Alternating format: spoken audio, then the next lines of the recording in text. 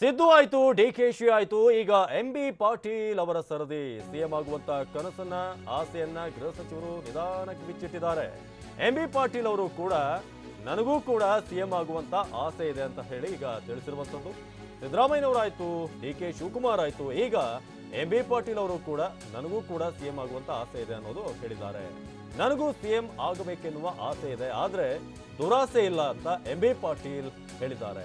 ವಿಜಯಪುರದ ಬಬಲೇಶ್ವರ ಪಟ್ಟಣದಲ್ಲಿ ಎಂಬಿ ಪಾಟೀಲ್ ಈ ಒಂದು ಹೇಳಿಕೆಯನ್ನ ಕೊಟ್ಟಿರೋದು. ಸಿದ್ದರಾಮಯ್ಯನವರ ನಂತರ ನನ್ನ ಸರದಿ ಇದೆ ಅಂತ ಹಿಂದೆ ಹೇಳಿದ್ದೆ, ಈ ಮಾತನ್ನ ಅವ್ರು ಹೇಳಿದ್ದಾರೆ. ಅದೇ ರೀತಿಯಾಗಿ ಸಿಎಂ ಆಗಿ ಸಿದ್ದರಾಮಯ್ಯನವರು ಜನಪರ ಕೆಲಸವನ್ನ ಮಾಡಿದ್ರು ಅಂತ ಕೂಡ ಇದೇ ಸಂದರ್ಭದಲ್ಲಿ ಎಂಬಿ ಪಾಟೀಲ್ ಅವರು ಪ್ರಸ್ತಾಪಿಸಿದ್ರು. ಆದರೆ ಬಹುಮತ ಬರಲಿಲ್ಲ, ಜನತೆಯ ತೀರ್ಪಿಗೆ ನಾವು ತಲೆಬಾಗಿದ್ದೇವೆ ಅಂತ ಕೂಡ ಎಂಬಿ ಪಾಟೀಲ್ ಬಬಲೇಶ್ವರದಲ್ಲಿ ಮಾತನಾಡ್ತಾ ಹೇಳಿರೋದು.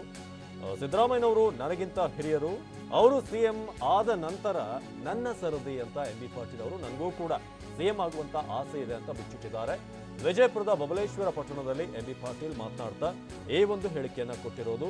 ಸಿದ್ದು ಆಯ್ತು, ಡಿಕೆ ಶಿವಕುಮಾರ್ ಆಯ್ತು, ಈಗ ಎಂಬಿ ಪಾಟೀಲ್ ಅವರು ಕೂಡ ನಿಧಾನಕ್ಕೆ ತಾವು ಕೂಡ ನನಗೂ ಸಿಎಂ ಆಗುವಂತ ಆಸೆ ಇದೆ, ಆದ್ರೆ ದುರಾಸೆ ಇಲ್ಲ ಅಂತ ಅವರು ಮಾತನಾಡಬೇಕಾದ್ರೆ ಈ ಮಾತನ್ನ ತಿಳಿಸಿದ್ದಾರೆ. ಸಿಎಂ ಅವರು ಏನು ಈ ಹಿಂದೆ ಸಿಎಂ ಆಗಿದ್ದಾಗ ಸಿದ್ದರಾಮಯ್ಯನವರು ಒಳ್ಳೆ ಕೆಲಸ ಮಾಡಿದ್ರು, ಆದ್ರೆ ಜನತೆ ಮತ್ತೆ ಬೆಂಬಲ ಕೊಡಲಿಲ್ಲ, ನಮಗೆ ಆದೇಶ ಬರಲಿಲ್ಲ, ಜನಾದೇಶ, ಅದಕ್ಕೋಸ್ಕರ ನಾವು ತಲೆಬಾಗಿದ್ದೇವೆ ಅಂತ ಹೇಳಿದ್ದಾರೆ. ನಾನು ಮುಖ್ಯಮಂತ್ರಿ ಆಗಿದ್ದೆ, ಬಡವರಿಗೆಲ್ಲ ಪ್ರತಿ ಒಬ್ಬರಿಗೆ ಪ್ರತಿ ತಿಂಗಳು ಫ್ರೀಯಾಗಿ 7 ಕೆಜಿ ಅಕ್ಕಿ ಕೊಡ್ಲಿಲ್ವಾ? ಪಟ್ನ ಇಲ್ಲ. ಬಡತನ ಹೋಗಲಾಡಿಸ್ಲೇಬೇಕು. ನಾನು ಅದಕ್ಕೆ ಮೊನ್ನೆ ಹೇಳಿದೆ ಸಿರುಗುಪ್ಪದಲ್ಲಿ, ನೋಡಪ್ಪ, ಯಾರು ಹಸು ಮಲಗಲೇಬಾರದು. 7 ಕೆಜಿ ಸಾಕಾಗದಿದ್ರೆ ಇನ್ನೊಂದ್ಸಾರಿ ಮುಖ್ಯಮಂತ್ರಿ ಆದಾಗ 10 ಕೆಜಿ ಕೊಡ್ತೀನಿ ಒಬ್ಬರಿಗೆ ಅಂತ ಹೇಳಿದೆ. 10 ಕೆಜಿ. ಈಗ 3200 ಕೋಟಿ ರೂಪಾಯಿ ಖರ್ಚಾಗ್ತಾ ಇದೆ ಸರ್ಕಾರಕ್ಕೆ.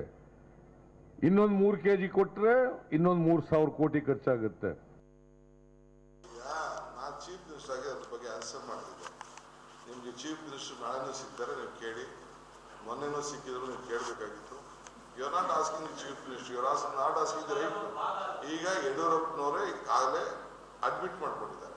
ನಾನೇ ಅಸೆಂಬ್ಲಿಲಿ, ನೀವೆಲ್ಲ ರೆಕಾರ್ಡ್ ತೆಗೆದು ನೋಡಿದ್ರು, I only made it very clear. ಇಲ್ಲ ಮಾತಾಡಿದ ನಿಜ, ನಾನು ಇದ್ದಿದ್ದ ನಿಜ ಅಂತ ಹೇಳಿದ್ದಾರೆ.